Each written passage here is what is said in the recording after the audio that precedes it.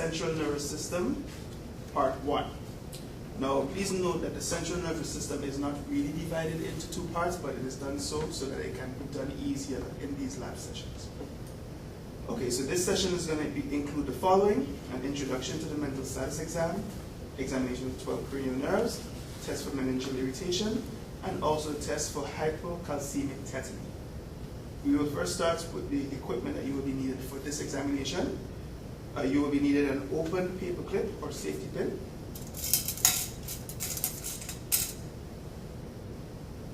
a cotton ball or 2, small objects such as key and pen, etc., a reflex hammer,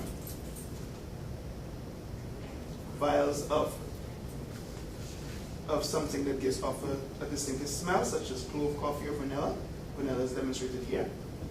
A Snelling or Rosenbaum chart, eye chart, an ophthalmoscope, and a pen light.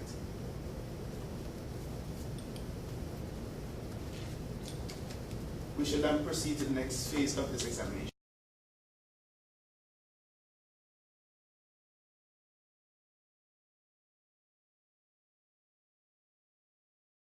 To then proceed with the mental status examination, please recall that this is a tool that can be used to systematically and thoroughly assess a patient's mental status. For the purposes of this section, you will learn a mini mental status exam, which will serve as the peripheral signs of CNS disease. Please note that many aspects of the mental status exam are subjective, and awareness of differences in cultural exposure and/or upbringing are important in its interpretation. So we will first observe for a few things. First, we will observe for general appearance, making sure the patient is clean, well-groomed, dressed appropriately. We will then check quickly the gait, which was demonstrated in previous examinations. We will check the patient's speech, which can be assessed just by speaking to the patient. Good morning, how are you, sir? Good. So we will assess whether or not it is in a normal tone, volume, and quantity, looking for things such as dysarthrias, aphasias, and aphonias. We'll then check the affect of the patient, seeing if we're seeing signs of crying, laughing, smiling inappropriately throughout the interview. And we will also check the level of consciousness, which can be easily assessed whether or not the patient is alert, drowsy, or comatose. We will first start by evaluating for orientation, which can be done in time. And what time of day is it now, sir? This is the morning. In person, And what is your name? Michael Frank and place. And where are you presently? in St. George's University at the Chubo campus.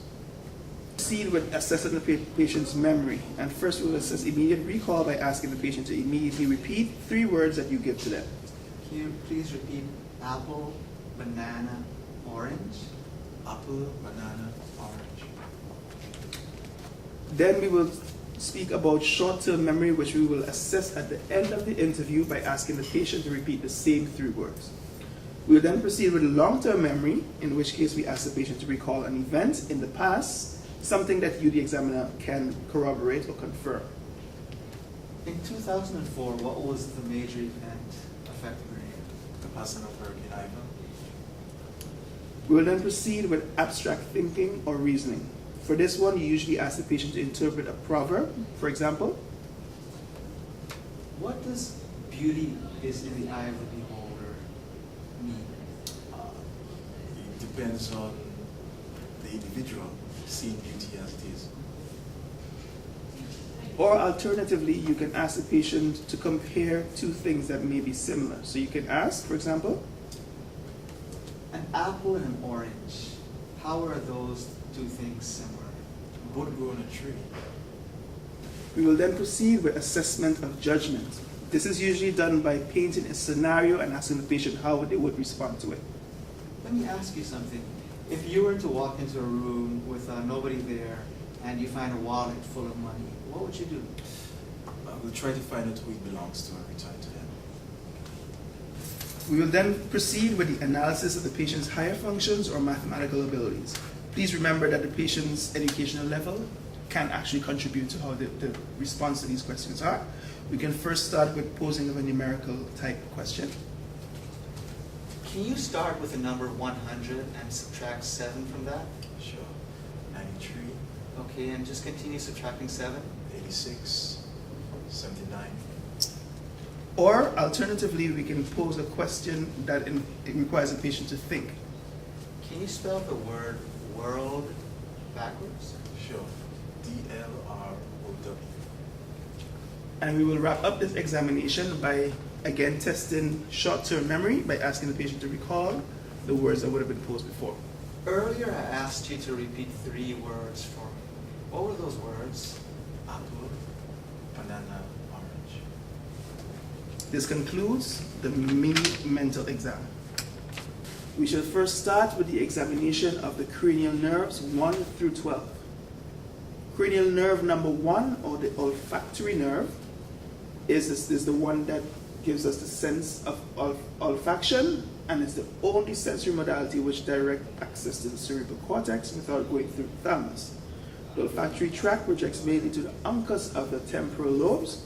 For this, we will need, as we mentioned before, a vial of something with a characteristic scent, such as vanilla, coffee, or clove. So the technique is as follows. We will first check the patency of each nostril by asking the patient to sniff while you occlude each nostril in turn.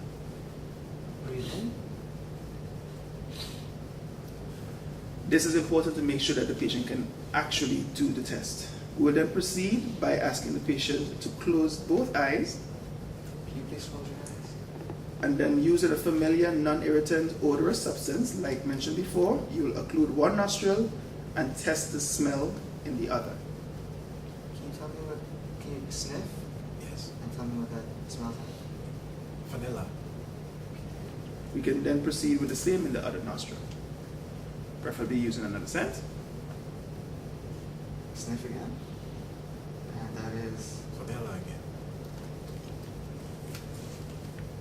This concludes the olfactory nerve. We will then proceed with the second cranial nerve, which is the optic nerve. For this, we will need a Snellen or Rosenbaum chart, ophthalmoscope, and a pen light. Now, the technique is actually going to be exactly the same that was demonstrated in the examination of the eyes. So we will just quickly go through the different modalities in this exercise. First, we will test the visual acuity. We will use the Snelling or Rosenbaum charts. Remember that is done quickly by asking the patient to identify. good. And can you start? We will also examine the peripheral visual fields by confrontation. Okay, I want you to look straight into my eye. Okay. Okay. I want you to tell me when you see my weakness. We will also do the direct and consensual pupillary reaction to light. For this, we will use a pen light or light source. And as before, direct the light into the different eyes respectively, looking at how the pupils react, both to the direct light and to consensual light. We will then proceed with the near reaction of the pupils. Okay, can you please look at that sign there where it says plant? Okay. Okay, and now can you look at this pen, please? And then we will finalize with fundoscopic examination. And we will especially be looking at the optic disc, and the ophthalmoscope will be necessary for this exam. The procedure again will be done exactly as demonstrated before in the eye examination. With this, we will conclude the examination of the second cranial nerve. We will then proceed with the third cranial nerve, which is usually examined in conjunction with the fourth and sixth. So that is the oculomotor, the trochlear, and the abducens, which together make up part of the extraocular muscles. In terms of its control, the technique needed will be exactly the same that was described before when we did extraocular muscle examination in the eye exam. All that will be needed is a pen light. And we will first start with the symmetrical corneal light reflection. Okay, just look straight ahead. Remember this test alignment.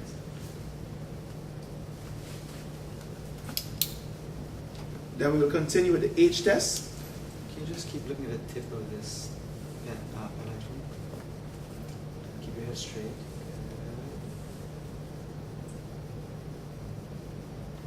Remember this checks movement.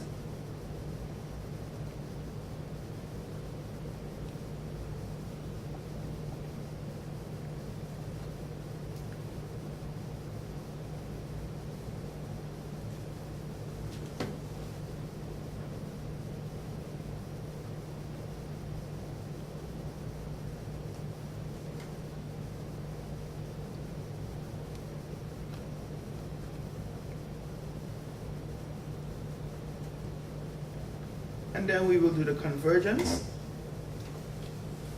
Okay, now continue watching the tip of this pen. I'm going to bring it closer to your nose. Just keep watching it, okay? And then we will complete the extraocular muscle examination with the cover and cover test, which is usually a good test for strabismus. Okay, can you just stare straight ahead for me? Remember, the card is left 20 seconds, and then it's removed, and the eyes is checked for any deviation. Remember that the reaction to light and the near reaction use a combined function of both second and third cranial nerves. This concludes the examination of the extraocular muscle and the nerves that will innervate them. We will then proceed with the examination of the fifth cranial nerve, which is the trigeminal nerve. Remember, the entry zone for this cranial nerve is in the mid-pons with the motor and main sensory discriminatory touch nucleus located at the same level. What will be needed for this exam is an open paperclip or safety pin and a cotton ball.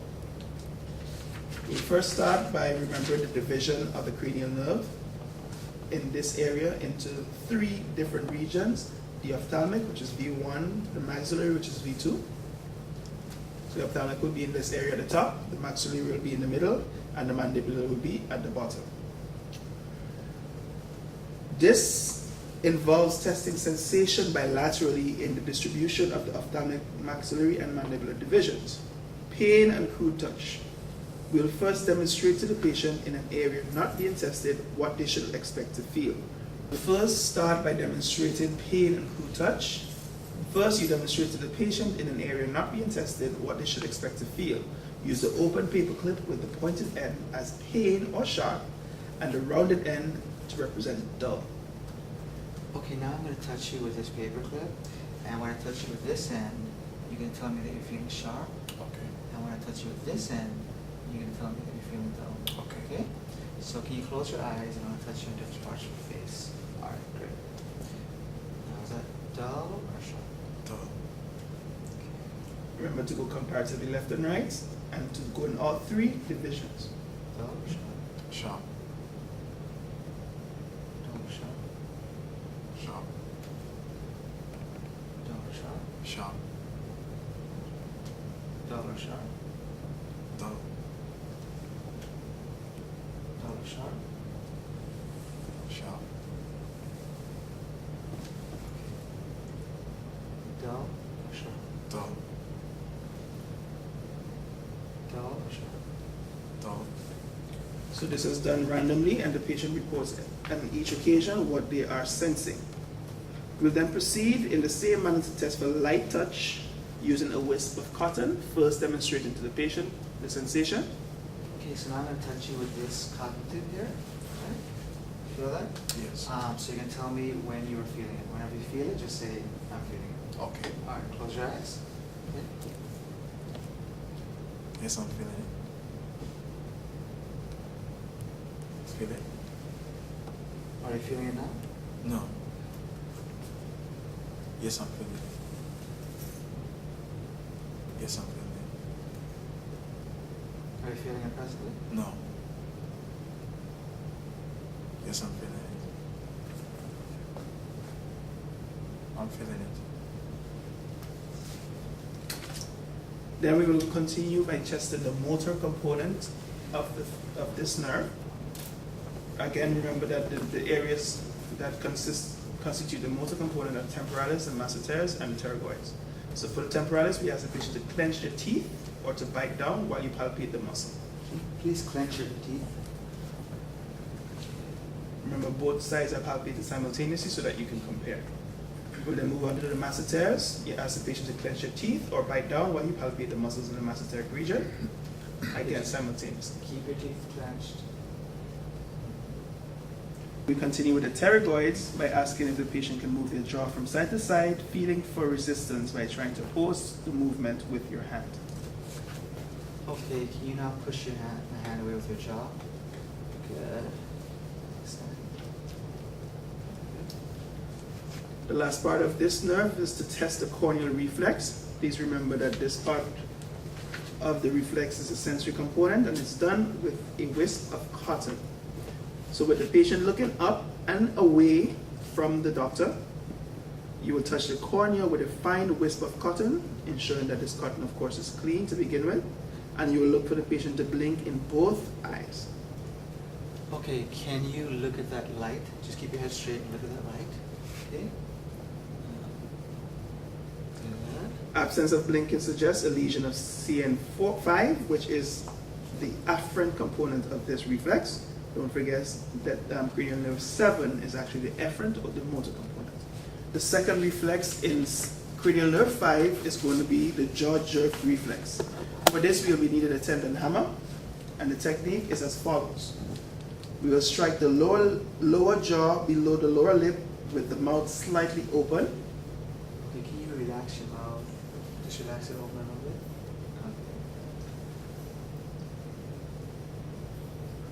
Normally, the jaw muscles will jerk the lower jaw slightly upwards, and in an upper motor neuron lesion, the jerk is very much pronounced. This concludes examination of the fifth nerve. The seventh cranial nerve, or the facial nerve. Now, cranial nerve 7 has a motor component for muscles of facial expression for the trapezius muscle, important for the acoustic reflex, and sensory for taste, which is the anterior 2/3 of the tongue, and the parasympathetics for tear and salivary glands. The technique as follows. Test for action of the facial muscles by asking the patient to first wrinkle their forehead. Can you please wrinkle your forehead? Then we can ask the patient to close their eyes tightly, and the examiner tries to open it. Close your eyes, please.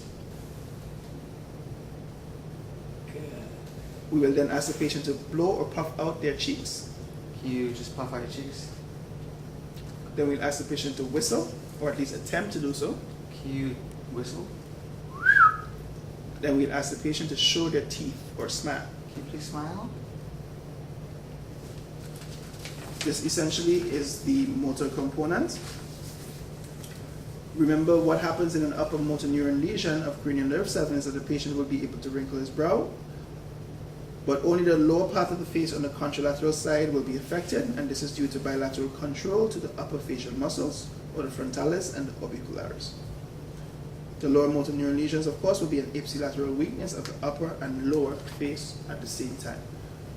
To test the sensory component of the cranial nerve 7, we will have to test the sensation of the 2/3 anterior of the tongue. However, this will not be demonstrated in the lab. Reflexes are as follows. The motor component of the corneal reflex, which we already tested. So therefore, the blinking process will be the part that cranial nerve 7 controls. This concludes the examination of cranial nerve 7. We will then proceed with the examination of the 8th cranial nerve, which is called the vestibulocochlear nerve. Remember, this is primarily a sensory nerve with two divisions, acoustic and vestibular. The acoustic division is tested by checking the auditory acuity with the Rhines and Weber's tests. This has been demonstrated before in the ear, nose, and sinuses examination, so we will just very quickly go through the different modalities. The equipment includes a 512 tuning forks. The technique is exactly the same. We will start with a whisper test. Okay, I'm going to whisper something, and you're going to repeat. We'll then proceed with a Weber's test. Now I'm going to place this tuning fork on your head, okay, and you're going to tell me where you are hearing the sound. Okay? Now we will continue with the Rhines test, which is done using the tuning fork on the air and timing the difference that the patient can hear the different conductions. Okay, I'm going to place this on the back of your head now. You're going to tell me when you stop hearing the sound. Okay?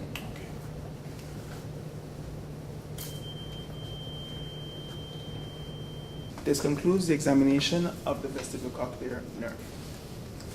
We will then proceed with cranial nerve 9 and cranial nerve 10, which is the glossopharyngeal and vagus respectively. Remember, cranial nerves 9, 10, 11, and 12 are all located in the medulla. These two nerves are clinically lumped together motor-wise. They innervate the pharyngeal and laryngeal muscles. The sensory component is sensation for the pharynx and taste for the posterior 1/3 of the tongue.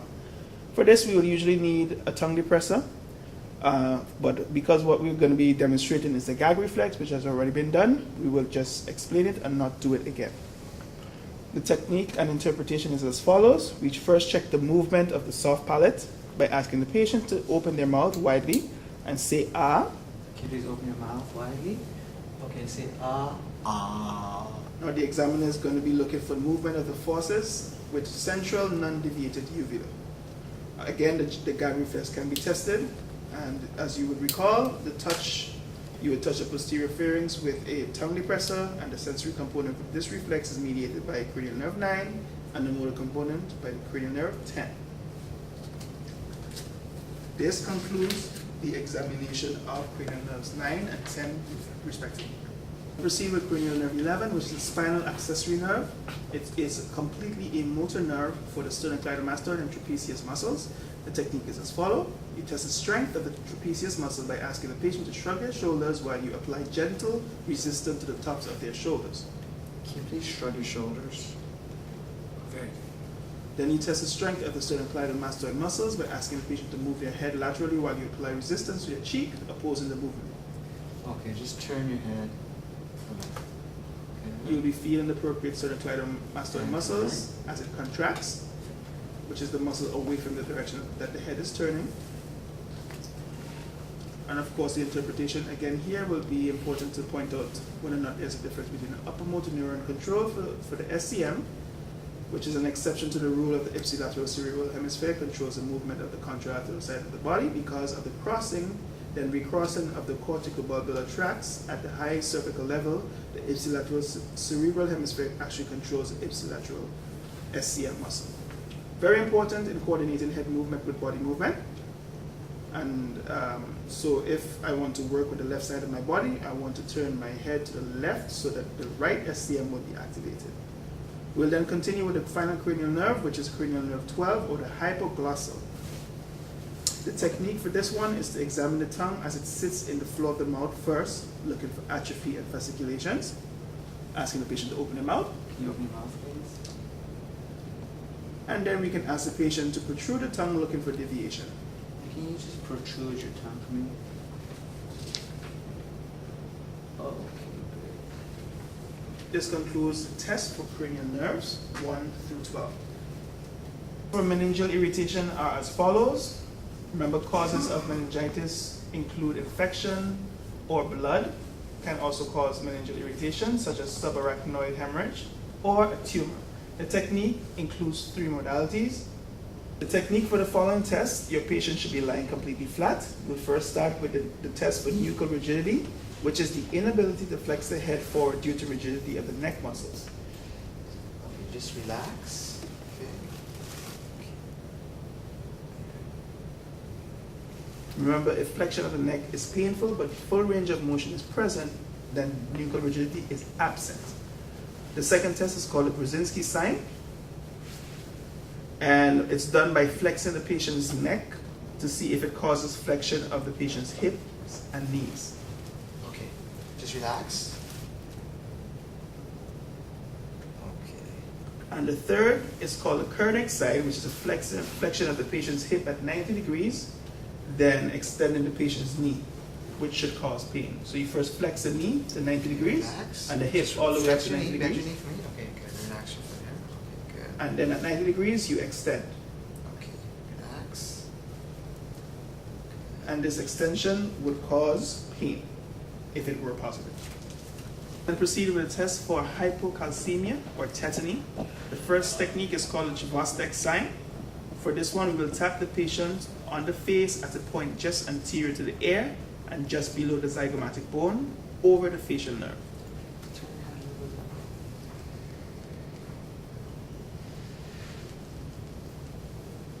bit. And the same can be done on the other side. Turn your head this way. We'll be looking for tetany, of course. And the positive response will be twitching of the ipsilateral facial muscle, suggesting a neuromuscular excitability due to hypocalcemia. The last test is called the Trousseau sign, and it is done by inflating the sphygmomanometer cuff on your patient's arm above systolic blood pressure for several minutes. Of course, this systolic pressure would have been predetermined.